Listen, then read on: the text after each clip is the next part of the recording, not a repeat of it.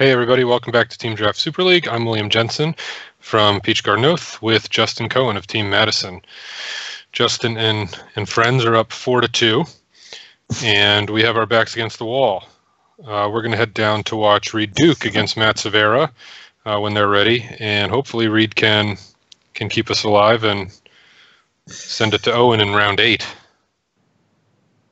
His deck is good. I will admit.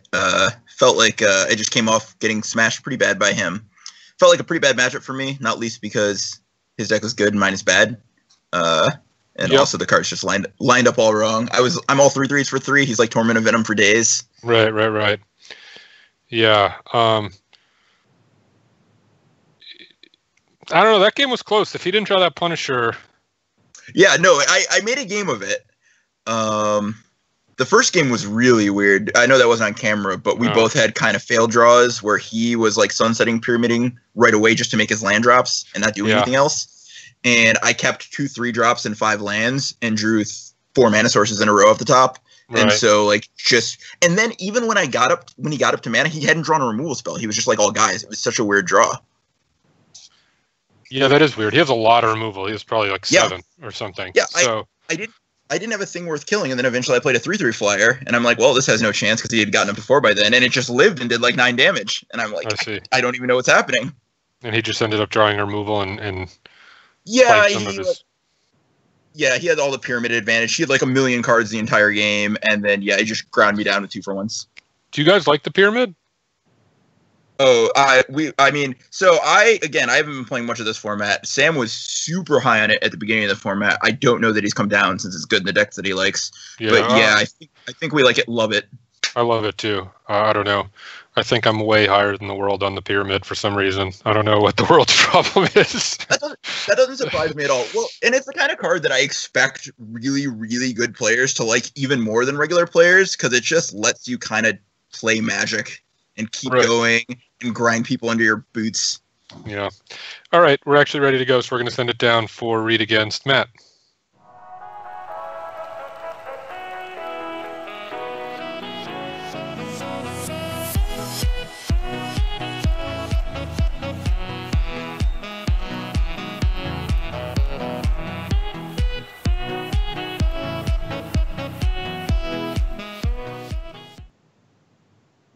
So here we are for Reid Duke against Matt Severa.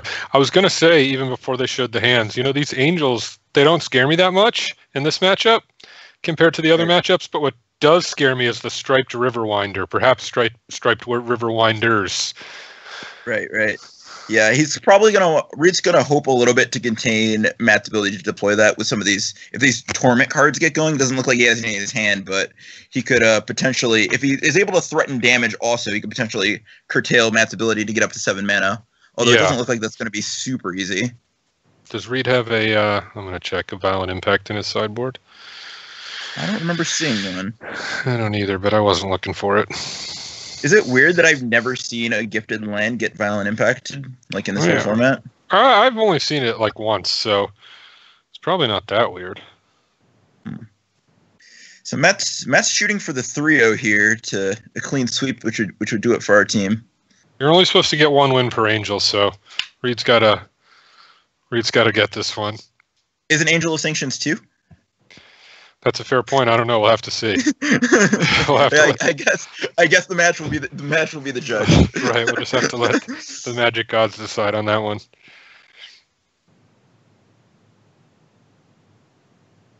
All right. So I haven't taken a close look at Matt's deck. I'm gonna look at the list right now, just so I have some idea what's going on. Ooh, there's 2 Striped Riverwinders. Champion of Wits. These are cards I like in this matchup. Matt has 2 Champion of Wits Hobos. Yeah, and 2 River Hobos. Yeah, that's strong. Which he has wisely not drawn yet. Waiting for when he can just pop them off. I'd rather keep making land drops, but can't complain too much.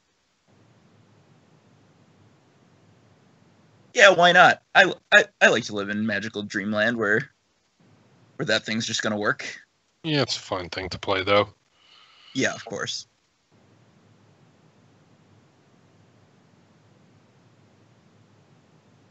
Lucky for Matt, he gets to sack this stupid Feral Prowler. Oh, it's beautiful. It's beautiful. Yeah, he's also got a proven combatant in his deck, which is a card that was undermining Reid's tournament cards against Sam. Not a spectacular card in general, but it does have some equity there. Right. All right. Continue to curve, but that's going to be responded to by... So, of note here, unlike how some of these other matches have played out, and it's early yet, but Reid doesn't have one of his Sunset Pyramids, which are really his sort of his check mark in a situation like this, where you're just one-to-one down your opponent's guys. I agree. He needs him too. He's drawn a lot of land. I mean, what is it? 7 land now and 6 spells, which is fine if you draw the pyramid, really. If you have the pyramid, yes. Right. If you have the pyramid, that's all good. And unfortunately, I feel that these River Winders look like they're really going to get to do their thing. Exactly. There's just no way Reid's going to be able to close before that, and hard for him to win. Like, he can trade off guys for them. Like, he does have big guys. Yeah, I mean, he'll have to play like a Desert Ceradon or whatever, but he doesn't have any of those. And there's 2 River Winders. There's going to be a flashbacked, what is it called? Yeah, that champion. Yeah, exactly. The champion value is going to champion. There's a lot going on over there for Matt. Yeah, it's really, he's got all of his good cards in the matchup. Like, these are basically the cards I was saying were really good. Short of, like, also having Angel of Sanctions. He's drawn all of his good cards, and like we said, Reid hasn't drawn, he's drawn good cards, and that his removal is good, and it played well, but without the Sunset Pyramid to glue it together, this is just, we're just seeing all the sort of hole against, he's going to get outvalued. Yeah. Really, he's just going to get smashed by 5/5s. Yeah, I mean, that's what's going to happen. I agree.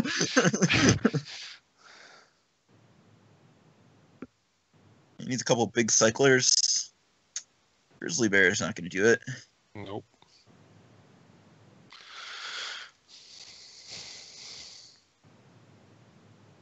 And it's like, oh, you can Bane Whip Punisher the front half of Champion of Wits. That's not a good feel.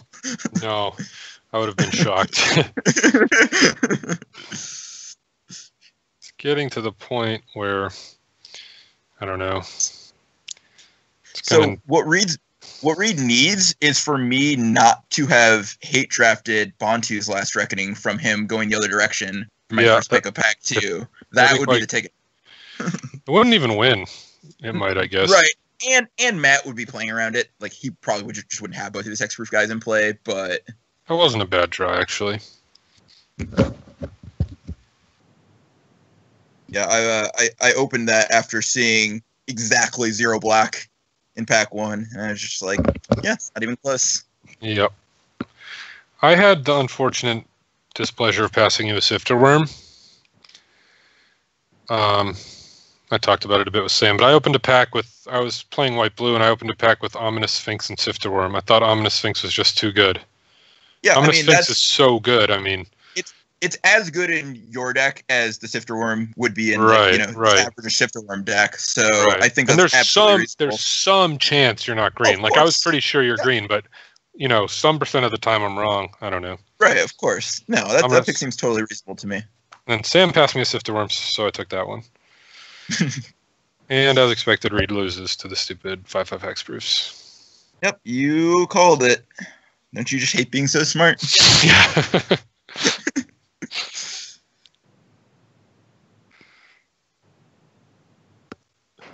Let's see. Let me see if I can find Reid's sideboard and put myself in the shoes of Reid Duke.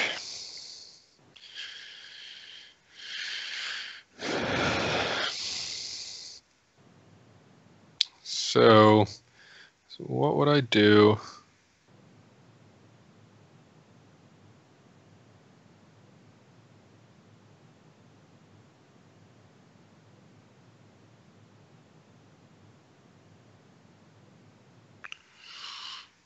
Nothing.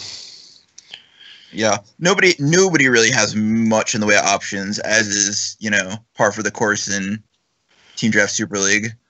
Yeah, I mean, I might board in maybe like I don't know, all these cards would just make the main deck, but something like a 4th Granitic Titan or, whatever. Right, yeah. I'm looking at Matt's board, and it's like, yeah, he might bring in a 2/3 flyer, flash flyer. Like, maybe. That's fine. Yeah. It's not particularly good, but maybe it's better than some weak card he has. So now Reid's play is throw the Soul Stinger at Matt. Double. I guess throw the Soul Stinger at the champion at this point. What are you going to do? Slash wrists. Throw the Soul Stinger. Throw the Soul. Just going to ting. Champion. Okay. Sure. Yeah. Ultimately ended up having to make that play anyway. So he's going to gain 2. Yeah, I don't know. I give up. Triple block 1. 2 more dinosaurs in hand with Champion of Wits. It's... Yeah.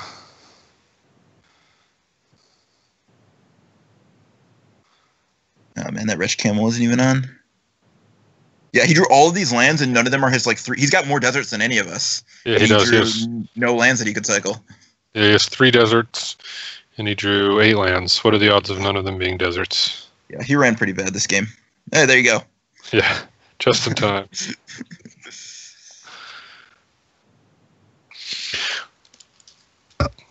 All right.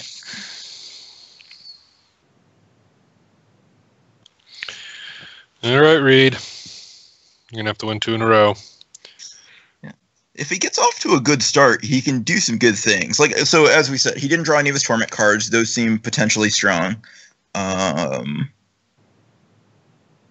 Reid's deck is very good. I mean, surely he can do good things. I mean, I do actually think after thinking about it and discussing it with you, I don't think it it clearly favors Reid as much. I am not worried about the same cards from Matt, but I think like if the game goes super long and Matt's able to like play the hoopos and draw a card in the same turn and just get incremental value off all his cards, he can sort of fight Reid's pyramids and stuff. Like, you know, obviously Reid didn't draw a pyramid that game, but if Matt gets to play his hoopos on 7, play them, draw a card, Reid has to spend a removal spell. Play the other hoopo, draw a card, Reid has to spend a removal spell.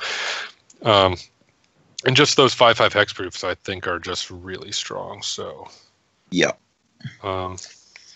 Reid has a Granitic Titan and a Desert Ceradon that trade with them. Beyond that, and not much. Yeah, the other problem he might run into is that he's not overwhelmed with ways to win the game, and Matt can find him in a spot where he's just using his 5/5 hexproofs. Maybe he can't force damage because the board gets cluttered or whatever, but Reid has to just, you know, trade one of his huge guys for it if he wants to attack. He doesn't have a lot of like ways around it. And he could potentially run out of threats. Like the Sunset Pyramiding is not, you know, it'll find you all the cards in your deck, but not any cards you don't have. And especially with the River Hopo's ability to actually fight. I remember early in draft weekend, I was losing to Matt had the Torment Enchantment, and then I got River Hopo, and I was like, oh, that counters it very nicely. Yeah, it does. I actually am not so sure who would run out of threats first. Like, I'm not sure that I guess Matt has a lot, but Reid has a lot of removal. Like, I wonder, like, who wins the deck attrition battle? I mean, it's probably Matt unless there's a Torment. But if there is a Torment, I don't know. Right. I agree that it's not automatic. I just meant to say that the game could go away such that that's a way Reid could lose. I think it'll be interesting. But it's not. Yeah. All right. So Sunset Pyramid right off the bat. Yeah, but Reid, no red mana. He has a Painful Lesson in his hand, which is pretty clunky in his hand, where he already has Sunset Pyramid. Matt only with access to 1 white, and not the best set of options here to discard to this champion. Like, he doesn't really want to discard lands here, maybe one of the islands, but all his spells are also pretty good, so... This is an incredibly weak champion, except for the fact that it looks like it's going to get in for like 6 damage. Yeah. This is these are all sad discards. We want all of these. And it looks like Matt did bring in that 2/3 flyer, unless he was already main decking one, he might have been. Yeah, Matt's is the deck that I've studied the least because we played in the first round during the no information round. Sure.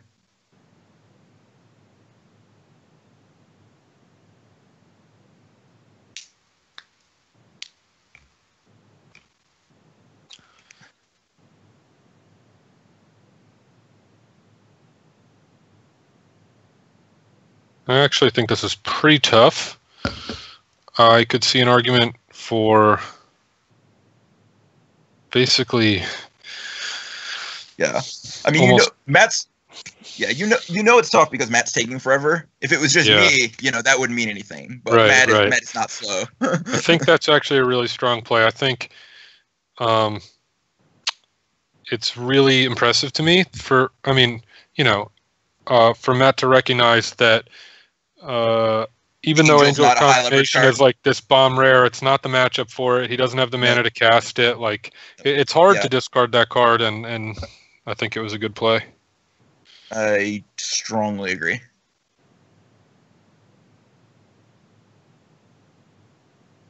It's easier when you know you have backup angels to come.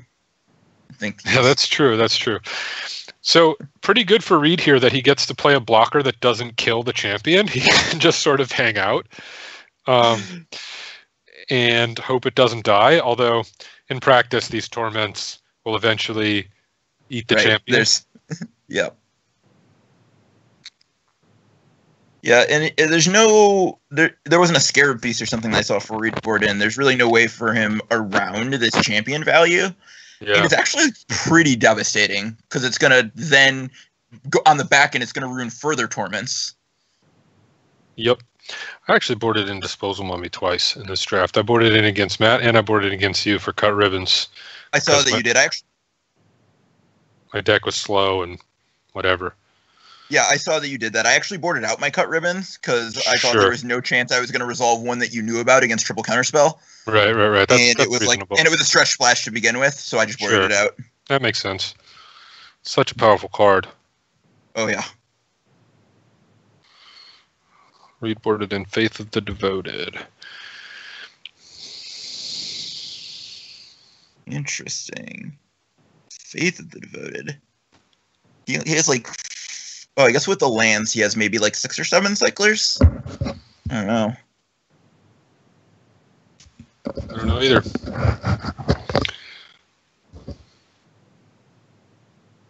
Wow, pretty aggressive attack with that 4/4. You're not wrong. I don't know what Matt's tricks are like, but Reid does. Well, I think the issue is, at least now with, I don't know, I guess Reid doesn't get to use his pyramid, but Matt doesn't even have a play, so Apocalypse Demon, wow. Wow, it's been a long time since I've seen that card make a... I'm certain Reid was just worried that he wouldn't have a way to close out the game and beat those 5/5s.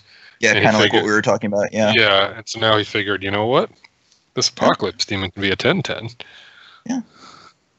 You can lock up the game and make it go really late. It's not like it takes a lot of hits. Yeah. I kind of like just playing Desert Ceradon here.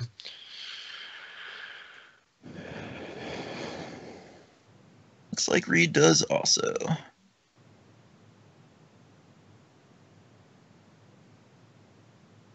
Interesting to note that Angel either still wouldn't be castable or, like, he'd be going for green here now that he has 2 green spells. So we would still be in a situation where the Angel would not be having an impact. Yep. The discard continues to look better as the game goes on.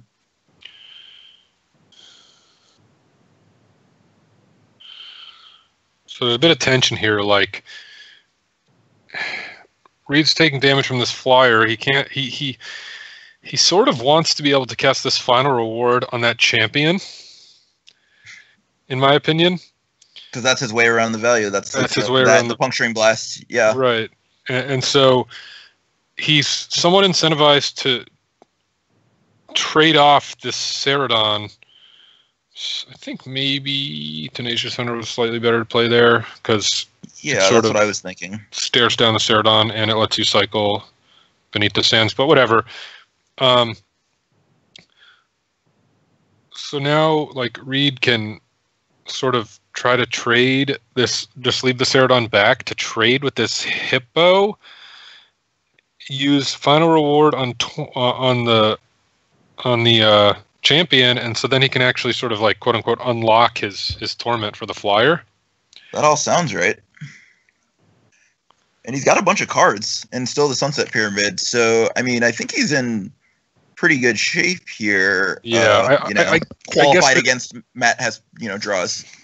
A hoopo. That's what he needs. Ooh. I think maybe it's slightly better for Reid to just cast the puncturing blow. I think maybe keeping the instant one around is slightly better, and also it provides an answer to a potential sifter worm if Matt were to draw his, because otherwise Reid doesn't have anything for it in his hand. That all sounds right. This is a pretty tough play. I still think it's a weird spot to be casting a removal spell on the 2/1. Yeah, but I mean, yeah, it is a weird spot, but it's just so bad for his deck, and no question, he knows it. Yeah.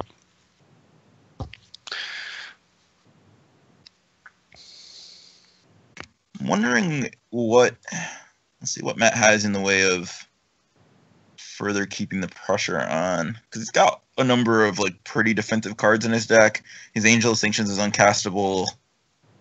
He doesn't have a lot in the ways of draws that are going to keep a significant amount of pressure on. It's sort of like he could draw a Riverwinder or a Sifter Worm. There's the hoopo.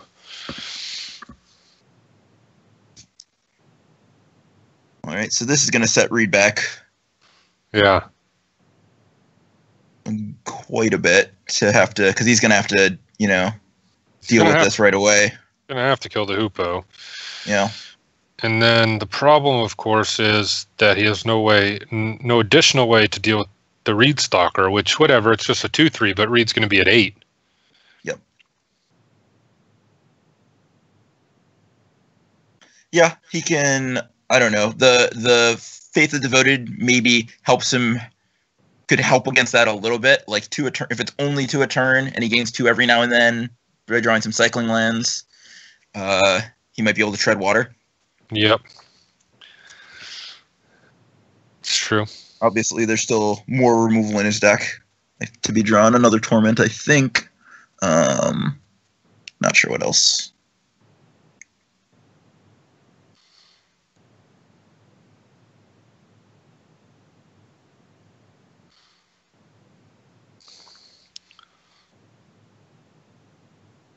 Well, still no desert, so he's no...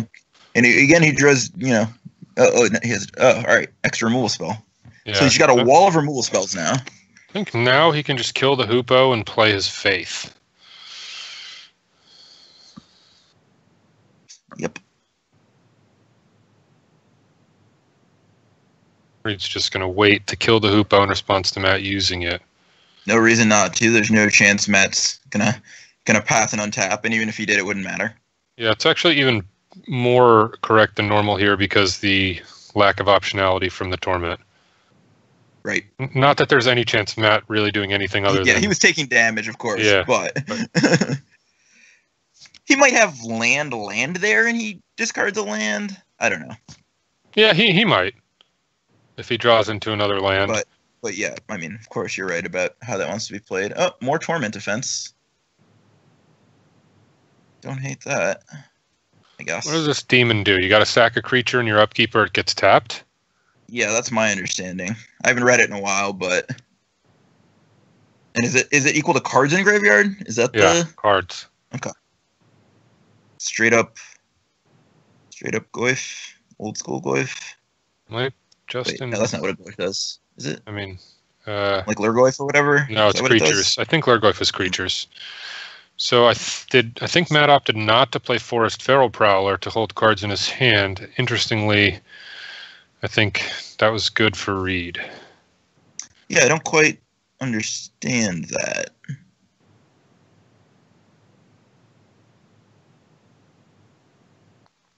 I mean, we have all the lands we strictly need in play. We're at 7, but I don't see what the value was of not just having the Feral Prowler in play to be sacked. I guess he's anticipating... Maybe if you're anticipating getting tormented multiple times, like if he's afraid of the enchantment, then have the land to discard and then also have the Feral Prowler to sack later. I guess so. Feral Prowler actually, I don't know, could even attack if Reid needs to... Yeah. I don't know. Yeah. I don't love the play at a glance, but I'd be willing to believe Matt's seeing something that I'm not.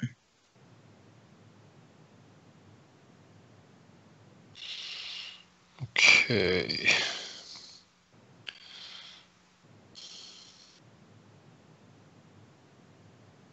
Looking pretty good for Reid from this point. Removal, removal, removal, giant threat.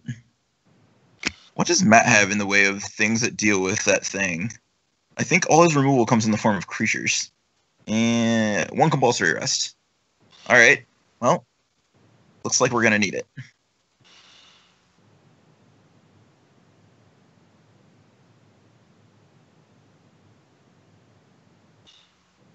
Do you discard Forest here? I guess so. Yep. Lurgoyf is creature cards in all graveyards. I knew right. The good old days when stuff... Oh, that was a decent draw? No, I guess it's horrible. I guess it allows Matt to definitely cycle his Beneath the Sands and try to draw Angel. Right. Angel won't be good, but Matt doesn't necessarily know that. I mean, it's a good draw in that it'll trade for one of Reid's cards, but it's not going to do its Angel thing. No. I agree.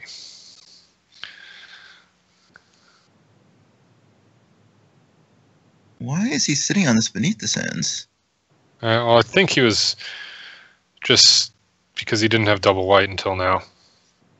Yeah, but I mean, I don't understand why he didn't cycle it before he started playing cards there.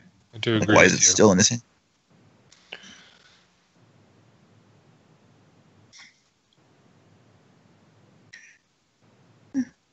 Doesn't matter a lot. Everything he has that matters costs 7, but. Oh, I see. He has the Heart Piercing Manicore combo. He's actually threatening lethal. Oh, yeah. Oh my god. That's funny. Untoward. I wonder if Matt draws the stupid Angel, what happens? Well, we'll find out. Yeah! Forces Reid to chump. He exiles the Apocalypse Demon, forces Reid to chump. Then...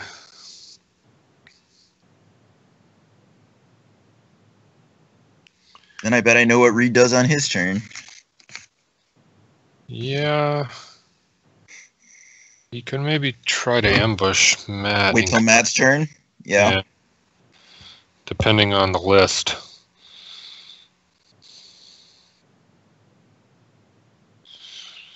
Five, 6, 7, 8.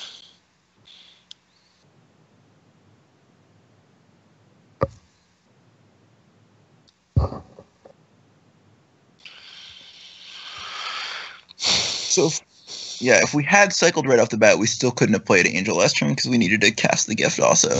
Right.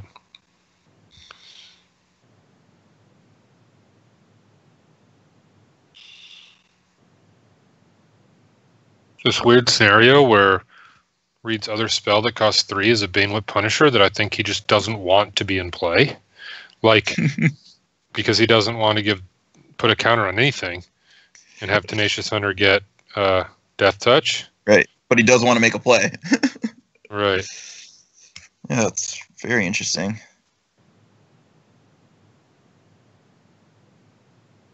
Angel is threatening lethal, so he can't do anything like make zombies or... He's going to put the counter on the Angel, yeah, just so he has...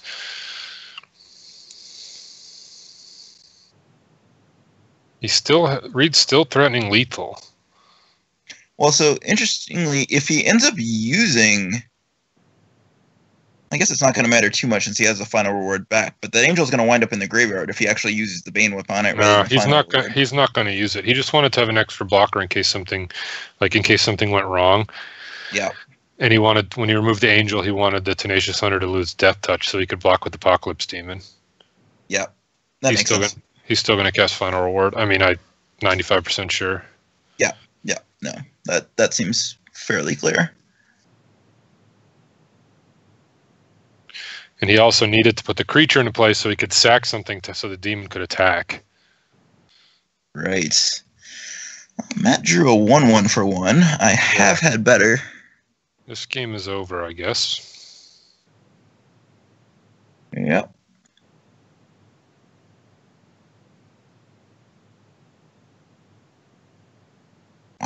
Combo.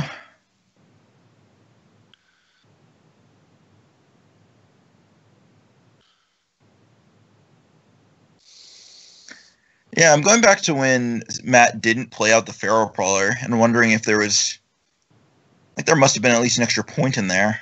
But, I mean, it looks like that wouldn't have mattered, but I don't know.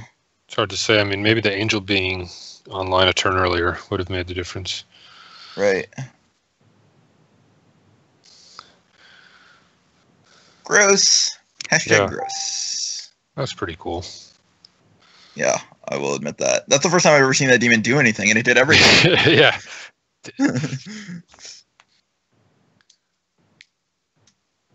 All right. No hexproof creatures.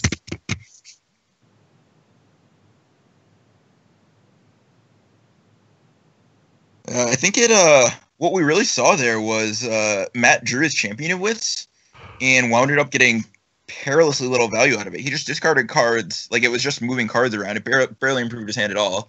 Yeah. And then it got exiled. It's potentially a strategic error to even put it into play.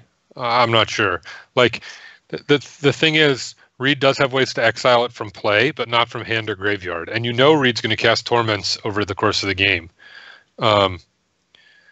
So you're saying when your hand is decent and you're not really upgrading cards, the stronger play might just be to save it to discard to the first Torment he plays and then flash it back and circumvent his way to interact with it? I'm not saying that is correct. I'm saying it's potentially correct. Oh, yeah. You should definitely be thinking about it. Like in that game, I don't remember his exact hand. I wish I did. But as it turned out, I think he drew a land and a spell and discarded a land and a spell. And they were tough discards, too. I mean, he discarded Angel of Condemnation and an Island, both of which he would have kind of liked. Like, he would have definitely traded his 2/1 in play, I think, for either of those cards. So, yeah, I think it's very, very clear that that line would have worked out better for him that game. And I think it's close as to whether it was correct based on his hand when he cast it. Right. With how he drew, yeah, it would have been much better to just save it. Sure, but whatever.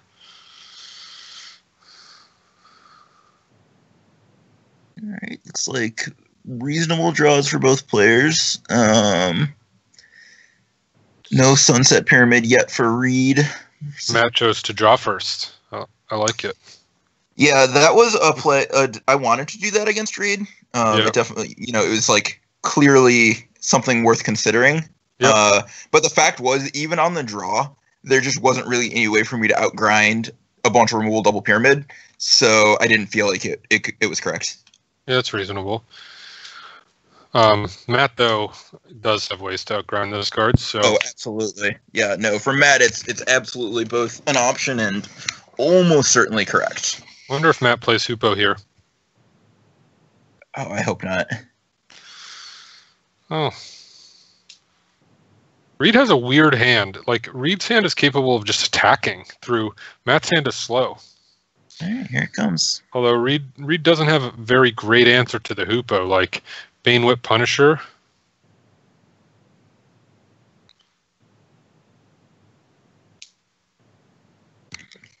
I might have been too conservative with saying that Matt shouldn't play the Hoopo. I guess I live too much in fear sometimes. That's what got me against you, too. In game 2, I let my Root Wall trade off with a 3/1 Avenger because I was just convinced myself that you had a bounce spell. Yeah, I did. Oh, okay. All right. Well, I was just like, God, I feel like I'm winning this game, but if I like pump and then he bounces, I can replay it, but I can't have a good block. So if you exert attack and then like play a flyer, I'm like ruined. And I was like, I just have to let this. I had a bounce spell, but it was only going to be good for me if you didn't draw Forest, which you had anyway. So right. I don't think. I mean, it was fine to trade or whatever, but I don't think I would have necessarily even done. No. Well, yeah, it made me vulnerable to it potentially. Right. A draw from you is what it seemed like, rather than it wasn't a lock, but it was like, and I had the Sifter Worm in hand by that point was the thing. So I'm like, if I just draw another. Wow. What did I miss? I'm not paying attention. Somewhat surprised we traded. We traded Hoopo for 3/1. Yeah. That went down. Yeah, I'm somewhat surprised we were able to do that, to be honest. But the value train, choo choo. Are you surprised by both ends of that Matt had the option and that he took it? I'm not surprised he had the option, because I think had he not taken it, Reid would have spent his Bane Whip Punisher on the Hoopo.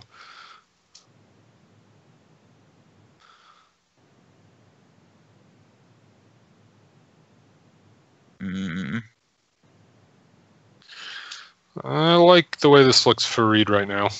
Oh, it looks real bad for Matt. That Hoopo was a key ingredient. Now we don't have any way to compete with this. Like Reid's non-sunset cards just, match up with all of Matt's cards, and then there's the sunset pyramid. Right.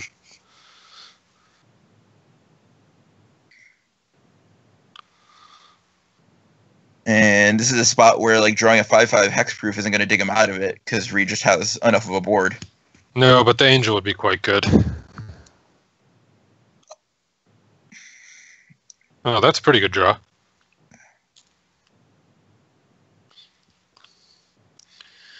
This is a case of what you said before, though. I would have tapped. Sorry, go ahead. Hoopo was an amazing draw there. This is a case of what you said before, though. Like, Reid is clearly ahead, but he's not winning this game anytime soon. Mm-hmm. And clearly ahead before the Right. the tragic lesson, but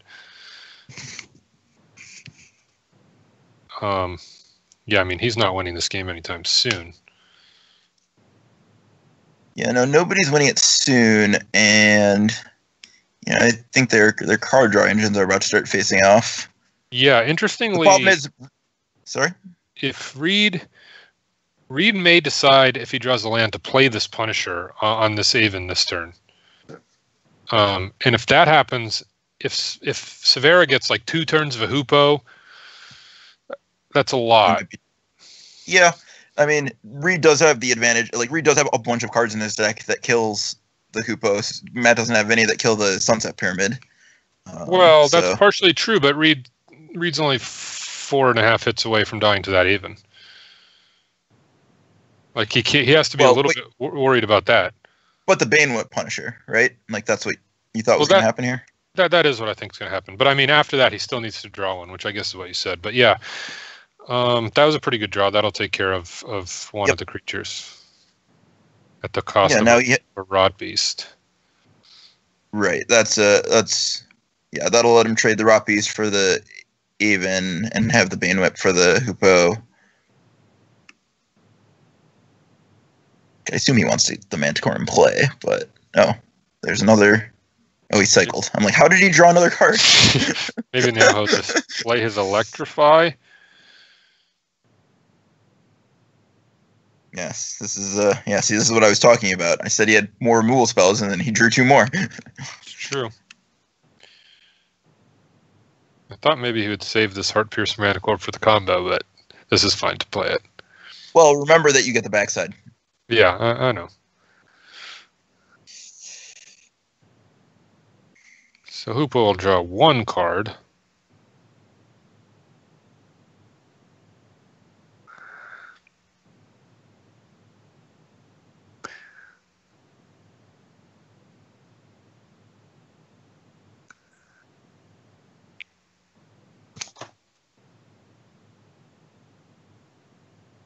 Looks like Tragic Lesson was the only instant in Matt's main deck. So this is an awkward spot, and this is an artifact of the TDSL. Something that I think Ifro first pointed it out to my noticing it. Tricks are worse because the other team knows you have them, but you can't bluff what you don't have. And Matt just doesn't have any instants in deck other than Tragic Lessons, where he just knows he has nothing to play around. Right. And that is a good feeling. Yeah. So here, oh boy. I guess Reid just drew his final reward, though. All right, those are good cards. Wouldn't be surprised to see that Angel take out the Pyramid, honestly. None of Reid's other cards really do anything.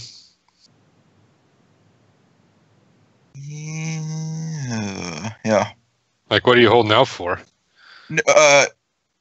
Reid not to have final reward in hand. What are you holding out for?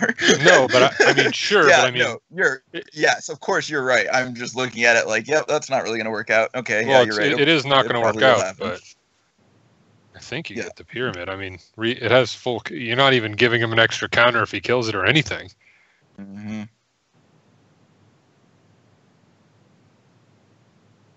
I wonder if Matt's thinking about if he could do something like exile the Granitic Titan and make an attack, but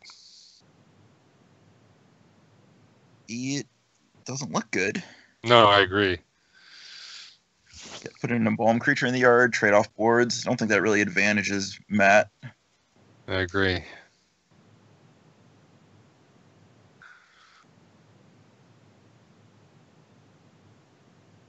Matt knows that Reid hasn't played Final Reward or Puncturing Blow. Yeah. I mean, Reid knows he has Angel of Sanctions in his deck, so... Right. It is tough. I mean, I don't know. This is one of those spots where I just think that, oh, interesting. It's like we are going to try to trade off boards. See, with an embalmed creature in the graveyard that seems... Or an embalmed creature that's going to the graveyard, like this... There's no way this just isn't down value. And it would be somewhat different. I don't know if I'd be all the way around, but it would be somewhat different, again, if Reid did not know that Matt did not have a trick. I think like if Reid had potentially respect something. Do you think it's potentially Matt's plan to put the embalmed creature in the graveyard? So if Reid brings it back, at least the Angel gets value. Like even if Reid has Final Reward, it can spike the second half of the embalm. Play Riverwinder this turn, and then Angel that next. Yeah. I mean, it sounds at least reasonable, right? That could be reasonable. Yeah, I mean, we're still trading this hippo for 2 zombies. Yeah, that's not ideal. And I mean, ultimately, you probably. Yeah, I mean, I don't love trading the hippo for 2 zombies, but you know, maybe it'll work out. I mean, maybe Reid will make that play.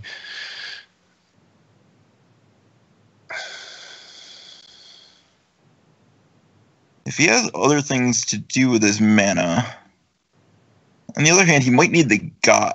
No, he has the Granite Titan.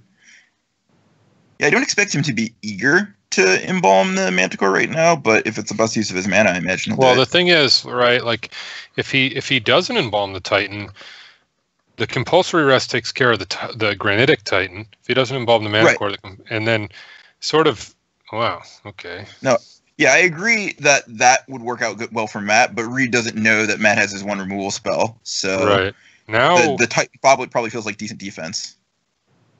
Now Reid might just attack. I don't think Matt will block. And then this Apocalypse Demon is like weirdly threatening lethal again. But like on board lethal this time. Oh my god. And our answer for it is a pacifism. Yeah. What are you going to do? Worst pacifism ever. It's an 8/8. I mean, I think you sort of have to just compulsory rest it if your plan is to play around this Final Reward. Otherwise, you're just going to die at instant speed. Mm-hmm. This is actually a pretty tough spot for Matt, in my opinion. I think compulsory rest, attack for 5 is totally reasonable, though. Here comes the Angel. Yeah, it doesn't feel like this is going to end well for Matt. Well, you're just saying that because you're looking at what's happening.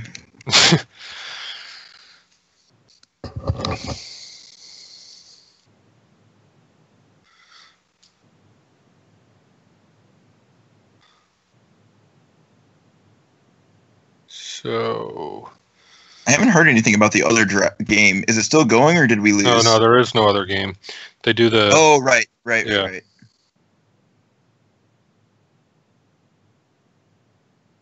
Stagger them.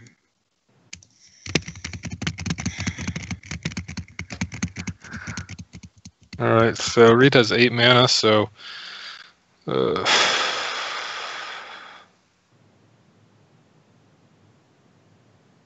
Why would you do that?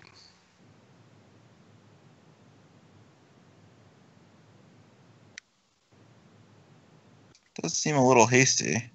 Like, that's something you would do maybe against an unknown list.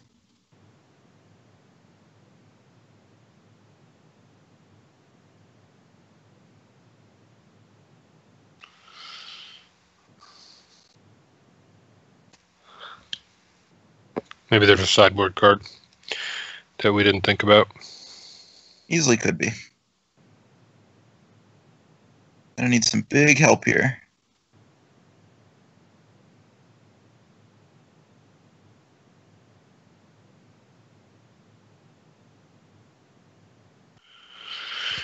Everybody run out and buy your Apocalypse Demons.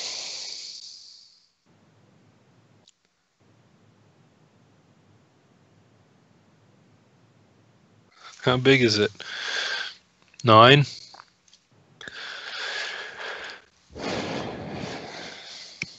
All right, what can Matt draw? We're through our Angel of Sanctions. Condemnation Angels answered by Reid's hand. Yep. So is pretty much everything. Champion of Wits. No way to get it into the graveyard. But you could Champion of Wits into... I don't know. Doesn't have any removal.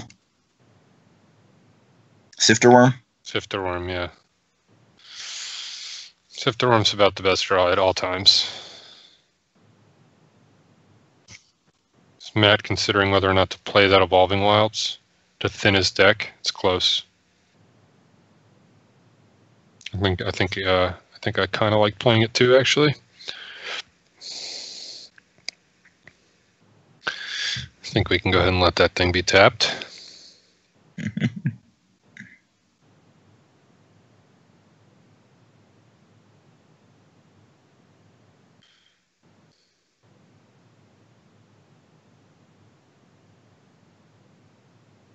Very close to just... How much mana does that thing cost to flashback? 6? Alright, you can't do everything.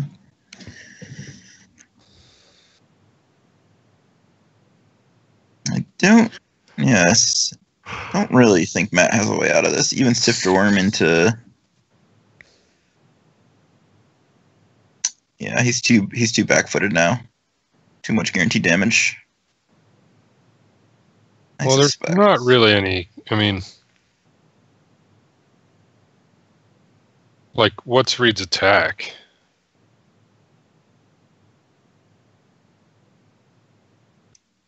Oh, I assume he's gonna... The Granite Titan is gonna trade off for the Riverwinder. Yeah, I was curious if this happens. So, yeah, that seems...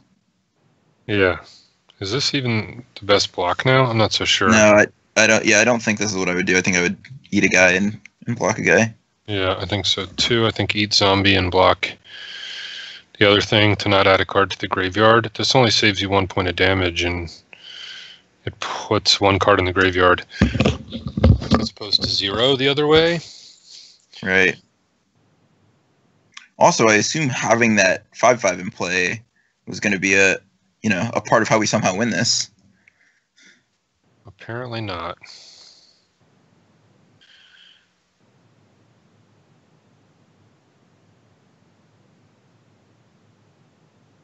So Reid's just going to put him to 2, I guess. Totally reasonable. Yep. So now Hoopo keeps us alive for like a turn. No, because of the Punisher. Oh. You're going to need Sifter Worm. It's going to need to be Sifter Worm into, I don't know, the other Riverwinder or something. Go to 9. Game 7, yeah. It's not going to do it. Well, it could be a Sifter Worm. You don't know.